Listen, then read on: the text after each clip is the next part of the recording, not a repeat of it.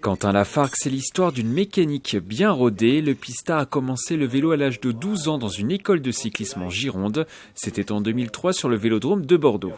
Comme tous les jeunes, j'ai vite eu quelques résultats et ça m'a surtout beaucoup plu.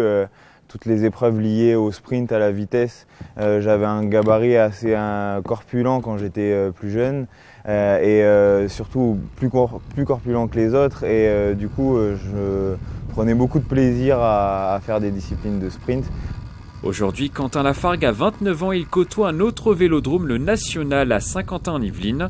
C'est ici que le sportif décroche ses premiers résultats sur la scène internationale. En 2016, l'athlète remporte l'or sur le kilomètre lors des championnats d'Europe. En 2015, première médaille sur un championnat du monde avec le bronze en vitesse individuelle. C'était vraiment le dernier sprint du championnat. Après moi, ils ont éteint les lumières presque. Donc voilà, c'est une vraie belle image. Moi, j'en retiens énormément d'émotions. Et voilà, 6000 personnes qui crient pour te faire pédaler un tout petit peu plus vite, voilà, j'oublierai jamais ça.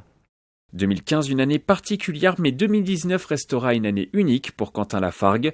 Le sportif a remporté cette année 3 titres, 3 médailles d'or sur le kilomètre lors des mondiaux, les championnats d'Europe et de France. Une très belle saison 2019 sur laquelle physiquement j'ai montré que la progression suivait son cours. Et en tout cas, voilà, ce qui donne beaucoup de confiance pour la suite. Ça faisait quelques années qu'il tournait un peu autour du pot et je dirais que cette année, elle a été l'année de la consécration de Quentin, mais ça fait quand même quelques années qu'on sent que Quentin peut faire de grands résultats. Des résultats qui permettent à son équipe, le Vélo Club Elancourt Saint-Quentin-en-Yvelines Team Vousser, d'avoir un rayonnement international. Quentin Lafargue a rejoint cette structure en novembre 2018. C'est une fierté, c'est exceptionnel.